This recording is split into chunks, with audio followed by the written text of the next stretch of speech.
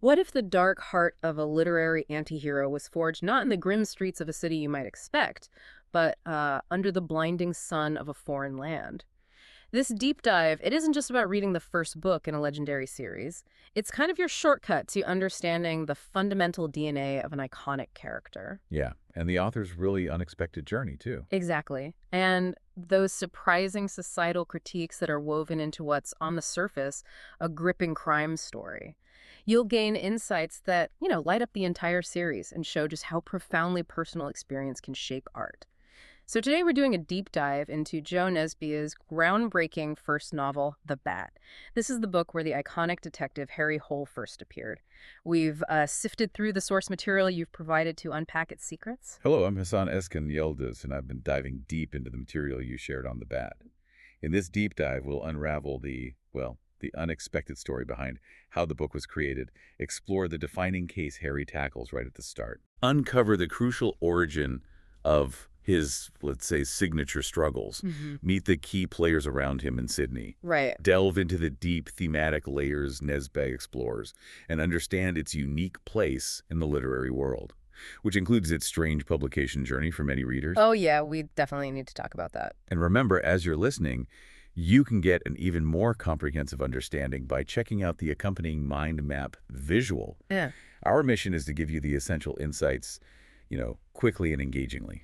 So let's start right at the very beginning. The story of how this book even came to be is pretty wild. Joe Nesbø wasn't like a full-time writer then. No, not at all. He was balancing life as a financial analyst and fronting a popular rock band. So what were the circumstances that led him to write this really dark crime novel instead of, say, that band memoir his publisher originally wanted? It's one of those great creative pivots, isn't it? The sources tell us Nesbø was genuinely exhausted from that double life. I can imagine. Yet the intensity of finance work combined with, the demands of touring with his band, D Dare, he needed a break, a serious one. Right. So he took a 6-month trip to Australia specifically to just step away from everything. And what's fascinating is that he was supposed to write a memoir about his band experiences while he was there. That was the plan. That was the plan. But on the plane ride over, the idea for Harry Hole, this Norwegian detective sent to investigate a murder in Australia, it just clicked. He basically conceived the character and the core plot of The Bat right there on the flight. Wow. He wrote the draft during his break and just sent it off when he got back to Norway. And it wasn't just, accepted. It was an immediate phenomenon, wasn't it? Oh, absolutely immediate. It was published in Norway in 1997, and boom, it instantly won the Riverton Prize. That's Norway's most prestigious crime fiction award. Straight away. Straight away. Yeah. And the very next year, 1998, it won the Glass Key Award, recognizing it as the best crime novel in all of Scandinavia. So from his very first attempt, Nesbø wasn't just some musician writing a book. He was instantly recognized as a major literary talent in the crime genre. Incredible. And the original Norwegian title, just for those curious, was Flaggermusmannen. Flaggermusmannen. Okay, that's amazing, winning major awards straight out of the gate. Right. And it sounds like Nesbø's personal experience of being a foreigner in Australia during that trip wasn't just background noise. It really influenced the book's setting and core themes. How did that play out? Yeah, this is really key to understanding the novel's DNA, I think. The sources really emphasize that Nesbø's physical and psychological distance from his familiar life in Norway, combined with his firsthand experience of being an outsider, a foreigner in Australia, is directly mirrored in the novel's main character and setting. So he felt it himself. Exactly. He didn't set his first detective story in familiar Oslo. He deliberately chose Sydney, a city that was foreign to him as the author. And his protagonist, Harry Hole, is a Norwegian detective, dropped into this totally unfamiliar environment, experiencing that exact same sense of foreignness and alienation within Australian culture. Right. So the setting isn't just some colorful backdrop. It's more like a direct manifestation of Nesbø's own state of mind and experiences while he was writing it. And that fundamentally shapes those core themes of otherness and alienation that you see running through Harry's entire series. Okay, let's turn to the case itself then. Harry's sent to Sydney with a very clear instruction from his superiors, but, well, if you know anything about Harry Hole, you know he's not exactly built for following orders, is he? No, not in the slightest, and the book establishes this immediately. Harry's explicit orders are to simply observe the Australian police investigation into the brutal murder of this young Norwegian woman, Inger Holter. Just Just watch. And the critical part, he is told strictly not to interfere. But Harry's instincts, his detective instincts, are just too strong. He's incapable of just sitting back. Yeah. The sources highlight how he quickly forms this bond with Andrew Kensington, who's an Aboriginal detective on the local force. And based on that connection and his own gut feeling, he starts conducting his own investigation, completely going against his instructions. Typical Harry, even from the start. So what does he uncover as he starts digging deeper, ignoring the rules? And how does the structure of the book take the reader through that investigation? Well, as Harry digs, he quickly realizes Inger's murder isn't just some isolated tragedy. He discovers it's linked to a whole series of unsolved murders targeting blonde women in the area. Oh, wow. Yeah, so that forces him into this obsessive hunt for a dangerous serial killer. Now, the structure of the narrative itself is quite distinctive. Critics have described its rhythm as unbalanced. Unbalanced. Yeah. Well, the first half moves at a noticeably slower pace. It spends a lot of time immersing you, the reader, in Australian culture, introducing characters, and weaving in quite detailed references to Aboriginal mythology. So world-building heavy. Exactly. Yeah. These elements are thematically really rich, but they mean the main plot progression is quite deliberate, maybe even slow initially. However, the second half is a really dramatic shift. Okay. The tempo increases sharply, events accelerate, the tension just mounts rapidly, and shocking developments come one after another. The climax reveals the killer's identity, and it's tied to this profound historical trauma.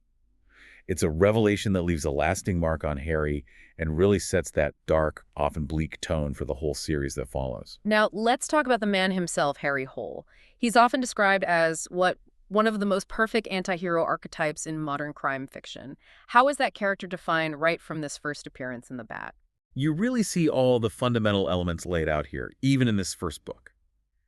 Harry is intelligent, highly intuitive in his detective work, and obsessively dedicated to solving the case, no matter the personal cost. The classic driven detective. Right. But crucially, he's also a character who constantly clashes with authority, operates on the fringes sometimes outside the law. He's a heavy chain smoker, and he's already struggling significantly with alcoholism. It's all there from the start. It really is. He's been called one of the best lone wolf detectives of the 21st century by some in the foreign press, and those lone wolf traits, they're forged right here in this book. And the Bat is specifically highlighted as his origin story, particularly for that defining, debilitating struggle with alcoholism. How does the book establish this central aspect of his character that just runs through the entire series? This is arguably the most critical function of this book if you want to understand Harry. The novel introduces past traumas that are already haunting him before he even gets to Australia. Right. But it depicts his first major visible breakdown. And this breakdown is explicitly triggered by the tragic death of his colleague and friend in Sydney, Andrew Kensington. Oh, okay. The sources indicate this event just overwhelms Harry with grief and a crushing sense of self-blame. It pushes him into an alcohol-induced coma described in the book. Wow. And this pivotal moment isn't just a plot point. It establishes alcoholism as his primary destructive coping mechanism, or maybe you could say self-punishment mechanism, for the entire series to come. It's really the foundational trauma that explains so much of his future self-destruction. And just a quick note, based on the details and the sources for those interested, Harry is 32 during the events of the Bat. He's already a detective in the Oslo crime squad. Key traits emerging here are that excessive focus, intelligence, introversion, and that deep guilt and self-destructiveness. Beyond alcohol, chain smoking is his constant companion. We learn his mother was of Sami descent, which becomes relevant later. His father, Olaf, is distant. And he's very attached to his younger sister, Sos, who has Down syndrome. Eystein Eikeland, an old school friend, also gets a mention. Physically, he's described as tall, thin, with light blue eyes. And remember, the Norwegian pronunciation is closer to hula. Hula, got it. So who are the key supporting characters Harry encounters in Sydney, and how do they shape him and maybe reinforce those themes we've touched on? The supporting cast is really vital here. First, there's Andrew Kensington, the Aboriginal detective who becomes Harry's main partner. Andrew is Harry's crucial cultural guide. Right, the insider. Exactly. He not only introduces him to Sydney, but also opens his eyes to the complexities of Aboriginal mythology and the harsh realities of racism in Australia. And as we mentioned, Andrew's tragic fate is the direct, immediate trigger for Harry's devastating descent into alcoholism. Such a pivotal character, then. Absolutely. Then there's Birgitta. She's a Swedish bar worker Harry becomes romantically involved with. Their connection represents this brief flicker of hope for Harry, a potential for happiness and stability. Sweet way out, maybe. Perhaps, but predictably for Harry, that hope is tragically extinguished by his self-destructive spiral into alcohol. It establishes that painful pattern of failed relationships that will just mark his life going forward. Ah, the pattern starts here. It really does. And then, of course, there's the killer, known as Toowoomba. The sources make it clear this character is deeply tied to the novel's thematic core. He's an Aboriginal character whose murders are presented not just as random violence, Right. but as a twisted act of revenge against the historical injustices and brutal violence of Australian colonialism. Mm. His targeting of blonde women is described as this symbolic attempt to reverse and reclaim the concept of terra nullius. The nobody's land idea. Precisely. The declaration that Australia was nobody's land before European arrival. So this motivation elevates him from just being a simple villain to a tragic, terrifying product of deep historical trauma. That adds a whole other layer. It does. And the sources also mention other figures like Otto, a gay German circus performer who's a friend of Andrew, and Evans White, an initial suspect, who kind of add layers of complexity and misdirection to the investigation, leading them into places like the counterculture hub of Nimbin. Okay. So beyond the core crime plot and character study, The Bat seems to delve into some really profound thematic territory, especially using Aboriginal mythology and exploring the dark side of colonialism. How are those woven into the story? This is where Nesbø's ambition really shows, I think, even in his first novel. That original title, Flaggermusmannen, the Batman, Yeah. is a direct reference to Aboriginal mythology, Mhm. where the bat is a powerful symbol often associated with death. Right. Nesbø integrates these myths throughout the narrative. They're not just, cultural window dressing. Dysfunctional. They're functional. They offer subtle clues to the killer's identity, and they function as a deeper metaphor for the novel's philosophical inquiries into life, death, and justice, all within the context of this specific case. Interesting. And the crime itself is explicitly used as a powerful, often quite disturbing metaphor for colonialism. The serial murders are directly linked to Australia's painful colonial past. This allows Nesbø to tackle incredibly heavy themes: systemic racism, the tragedy of the stolen generations. That forced removal of children. Exactly, the forced removal of indigenous children for their families, and the deep psychological wounds colonialism inflicted on the indigenous population. Harry's position as an outsider, that fish-out-of-water detective from Norway, allows Nesbø to act almost as a cultural pathologist. Good job. He uses Harry's external, critical perspective to dissect and scrutinize Australia's precarious underworld, its everyday racism, and its complex, sometimes fractured cultural diversity. And you mentioned earlier there's an even deeper layer here, connecting this critique of Australia's history back to Nesbø's own country, Norway, in a subtle way. That's right, and it's a really powerful undercurrent if you look for it. The sources suggest Nesbø's intense focus on Australia's colonial past isn't just an examination of another country's history. It functions as an indirect but potent commentary on Norway's own complex and often less discussed history with its indigenous Sami people. Ah, okay. The detail that Harry Hole's mother is of Sami descent is highlighted as a deliberate, not coincidental detail in this context. It seems Nesbø uses the more internationally recognized history of Australian colonialism as a lens. Like a proxy. Almost like a Trojan horse, Yes. as one source notes, yeah. To explore similar issues of cultural erasure, marginalization, and historical injustice in his own country. As one critic put it, reading it makes you wonder how much different Australia is from Norway after all. That's fascinating, a critique hidden within a critique. Now, The Bat is the first book in the series, but it had a really strange publication journey, especially for English readers. What's this chronological conundrum? It's a really fascinating anomaly in the series' global rollout. So while it was published in Norway way back in 1997, The Bat was actually one of the last Harry Hole novels to be translated into English. It finally appeared in 2012. 15 years later. 15 years. This meant that for all that time, most English-speaking fans discovered Harry Hole through his later books. They encountered a much older, more battle-scarred, far more cynical version of the character before they ever got to read his true origin story. That must have been a weird reading experience. Totally. This reverse chronology creates this powerful layer of dramatic irony. Readers go back to the Bat already knowing the depths of his future struggles.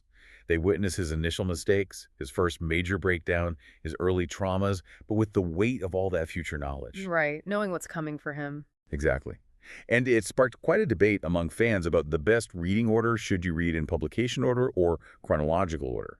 Some critics even suggest maybe bypassing the first two books initially and starting with the third, The Redbreast, Really? Why? because they see The Bat and the second book, Cockroaches, Yeah. as perhaps stylistically rawer or less refined than Nisby's later, more polished writing. It is fascinating, though, that despite being called raw by some now, it won those major awards immediately upon release back in Norway. What explains that paradox? That paradox, I think, speaks volumes about what Norwegian critics saw instantly in 1997 compared to what later readers might perceive when they're comparing it to his, extensive body of work now. Right, the context is different. Exactly. The initial acclaim and awards, the Riverton and Glass Key, stemmed from the sheer originality and thematic ambition of the book at the time.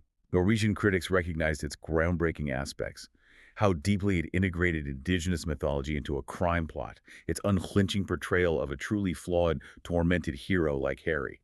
Which maybe wasn't as common then. Perhaps not quite in that way. And its bold use of the crime narrative to critique historical and societal issues like colonialism. These elements were genuinely innovative in the genre back then. Later readers, having read his subsequent, often more stylistically complex and polished novels, might more readily spot what they perceive as the stylistic rawness in these early works. So it's about evolution, both of the author and maybe the genre too. I think so.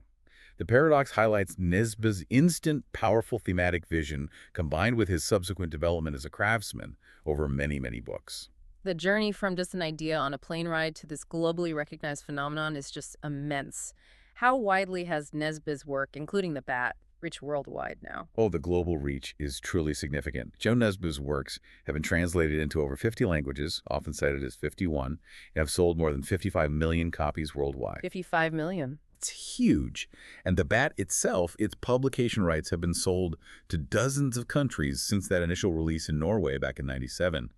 It's really become a cornerstone for millions of readers discovering the Harry Hole series and the broader Nordic noir genre. So to sort of recap our deep dive here, The Bat might be, well, raw around the edges when you compare it to Nesbø's later, more polished works, but it is an absolutely essential origin story. Essential for anyone who wants to understand the legendary Harry Hole or the roots of Nesbø's writing. Definitely. It shows us the birth of this deeply complex, tormented character directly tied to the author's own unexpected experiences as a foreigner, and it weaves together a gripping crime plot with powerful, enduring themes of alienation, historical trauma, and even that subtle, critical look back at home. Exactly. Understanding this first book provides crucial context for Harry Hole's entire character arc. It helps you appreciate the depth and the thematic richness Nesbø brought to the crime genre right from the very start. So here's something to maybe think about as you go forward. Considering how Nesbø used the history and challenges of Australia to comment on similar, perhaps less visible issues back in Norway, what other powerful stories, maybe hidden in plain sight, might be waiting to be uncovered in the histories we think we already know, maybe even in our own countries? That's a great question to ponder.